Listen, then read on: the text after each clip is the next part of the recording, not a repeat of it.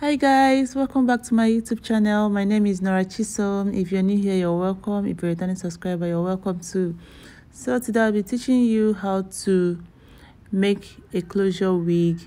The first thing you need is a dummy head, a wig cap, your hair and the closure, needle and thread, scissors and razor, and a comb. This wig can be made from the comfort of your home. So the first thing you do is to place the wig cap on top of the dummy head, then place the closure at the center. This is a center closure. It's going to be a center wig, center pattern rather. So you place it there, and then you make sure that the end of it, depending on how long or how short it is, make sure it's in the middle and it's accurate. Then you start making a tack. You just make a little stitch here and get to the other end too and make a stitch. So just watch closely on what I mean.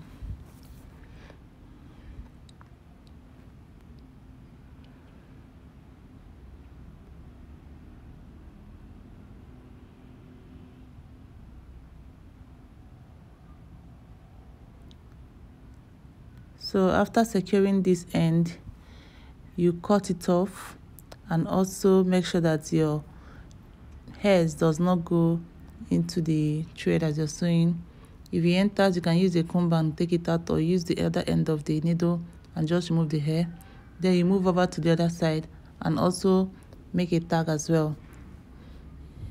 This is just to secure the wig so that it doesn't fall out before you start sewing the closures onto the wig cap.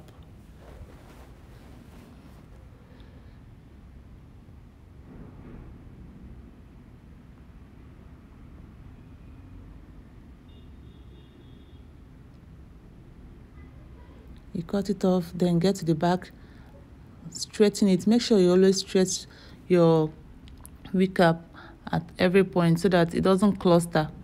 Then you sew the middle part first before sewing the other edges at the back.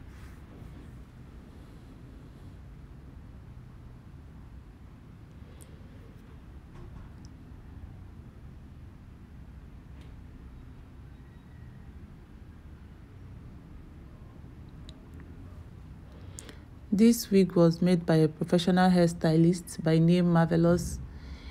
He was kind enough to allow me film this. So thank you, Marvelous. I know you'll be watching.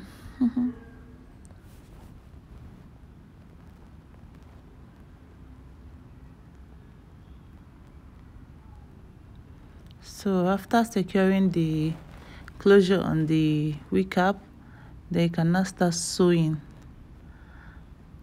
This particular one is so small. When I say small, I mean like very close to each other, so that the closure will be tight and not move, and so that you can as well wear it and use it for a very long time so it doesn't start falling off. Just watch closely how it's being made here.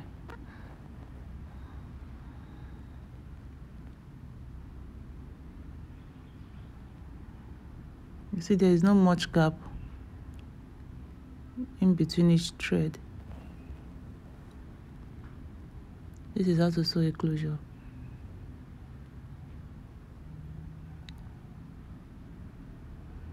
And also draw the wig cap so that it stretches. You stretch it so that it doesn't cluster and makes your wig or the frontal area look somehow.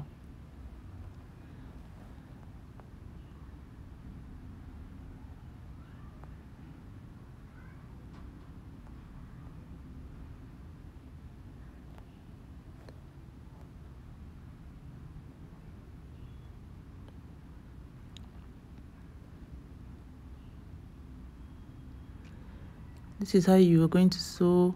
After sewing this part on the left, you also move to the part on the right and sew before coming to the back to sew.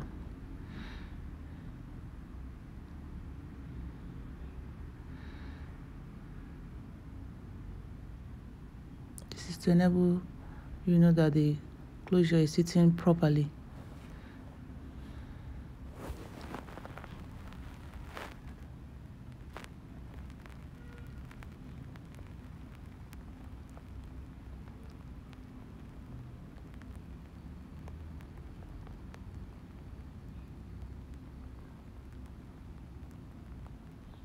As you can see, he's removing the hairs that enter the thread area with the other end of the needle.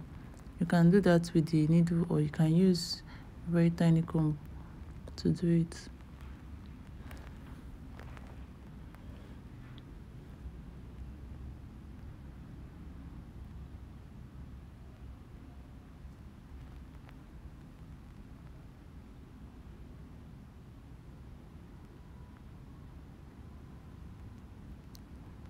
Then you comb it out after sewing.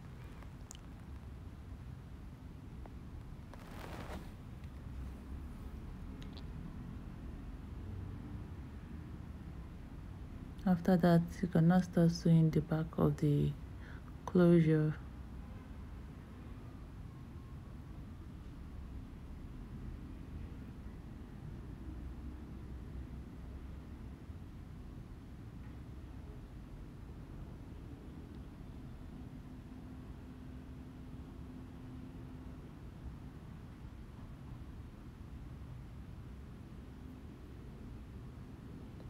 And yes, that is all for the closure area. So now you're going to just knit it together and take it out of the way so that we'll be able to sew the rest of the hair onto the wig cap.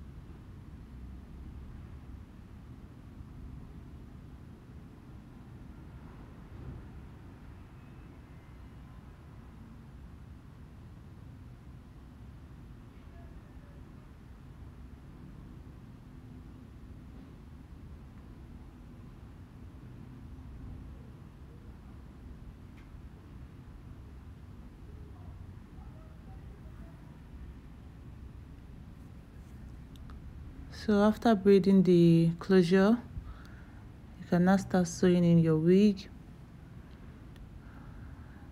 You start, depending on how long or how short you want your wig to be, you start at the back. This one is going to be a little bit longer, so that's why you're starting very close to the end of the wig cap.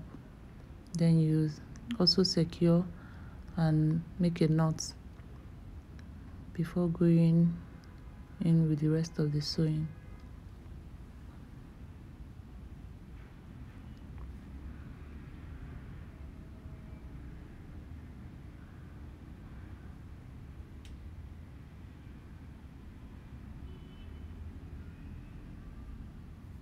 Just watch how closely he's going to sew this first line.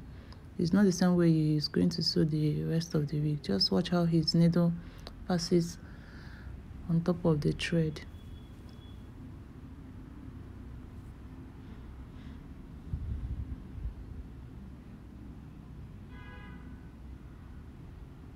And then he's giving gap, unlike the closure area.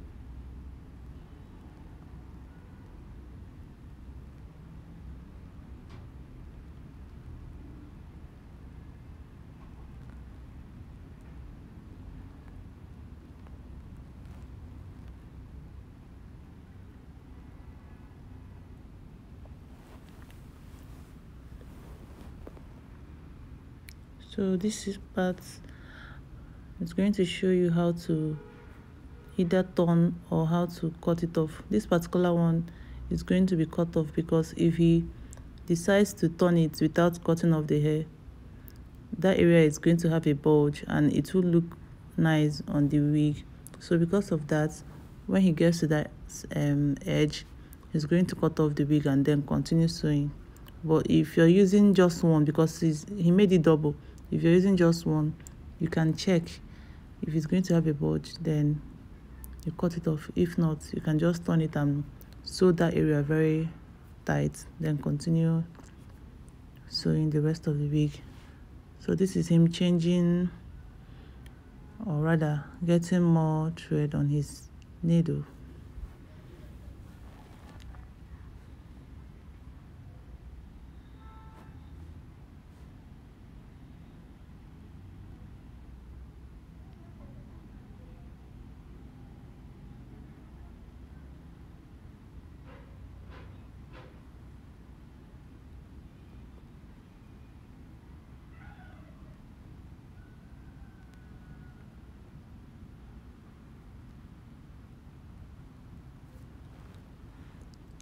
So always remember to make a knot, like make a tie there, so that at every end, so that the wig doesn't start losing from there. You see, it's showing that if you try to turn it over there, and this is like the front of the hair, so it's not going to look nice at all. So he's cutting it off right now, the two of them. She's looking very neat. So Marvelous is a professional hairstylist. If you live in Umuahia, Abia State, and you need someone to wig your hair for you or make any kind of hair, you can contact me. Then I will send you his number. Most of the best hair sellers in Umuahia, he's the one that makes their wigs for them. So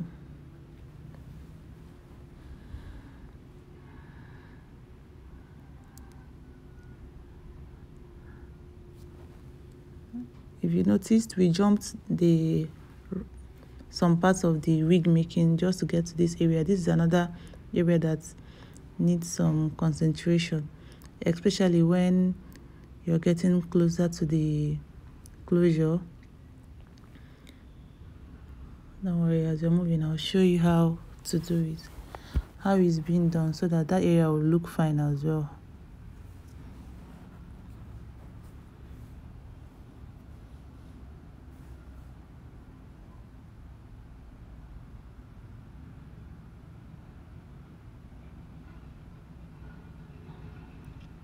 He just secured the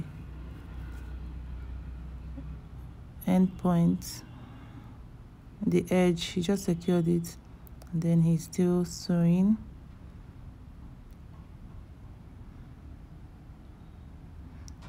And another thing is not compulsory that all your hairs must enter the wig. Once you put the quantity that fits, then you can keep the rest. Because in the process of saying all my hairs can enter, you end up having a very, I wouldn't say tacky, but the hair will be too full and maybe may not be able to relax. So this is the last part of the hair that is going into the wig. If you watch closely, he placed it right under the closure, not on top or very closely, just right under it to give a little bit of gap, a little bit of space, so that when you loosen the closure, everything becomes flat. It doesn't have any bulge, or that area is not raised more than the other parts of the wig. So that is why it's really important that you place your hair, the last hair, right under the closure. So you're seeing the gap. Hope you can see the gap here. Just place it there and then continue sewing. You sew all through, round over. Then another thing is that you have to be really careful with needles. Learn how to manage needles so that you don't get prick, and also get your own needle. Don't share needles.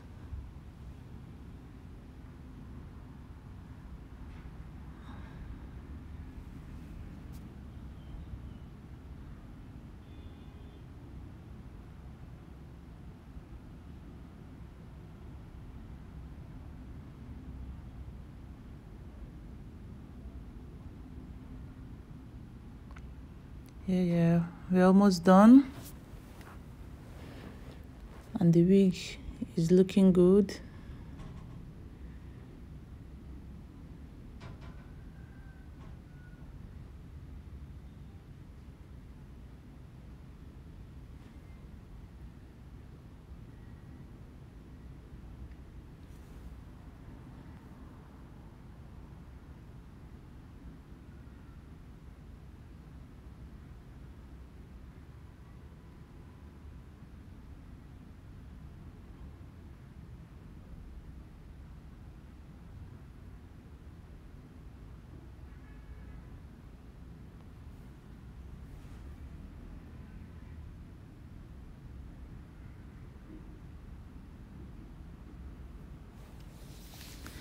Yeah, so that's it.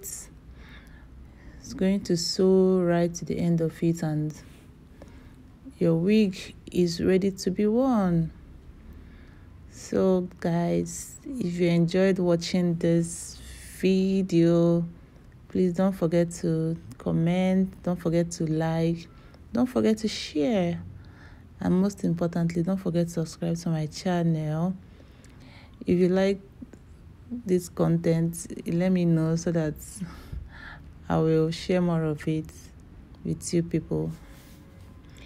I really appreciate your love on my channel, and I don't take it for granted.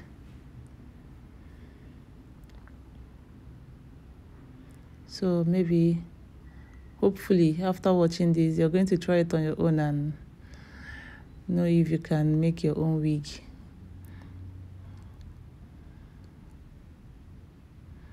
And you must not finish in a day. Just take it one step at a time. You can spend like 2 days or 3 days trying to make your own wig. That's not bad. As long as you're learning, you're taking corrections, and you keep practicing, you will get it. Because myself, I've learned how to do it, so that's why I decided to share with you people.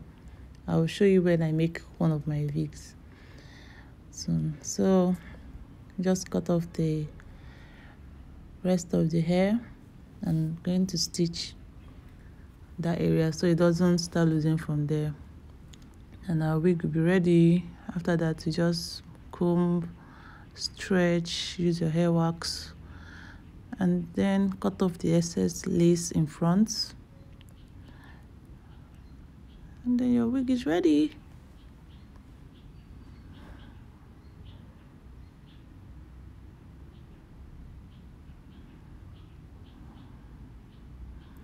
So guys, please show me some love, like my video, subscribe, share, comment, and let's keep this ministry moving. You see how it is at the back, the difference with the gap between the hair and the closure, the rest of the wig and the closure. So guys, thank you very much. Thank you. See you in my next video. Bye.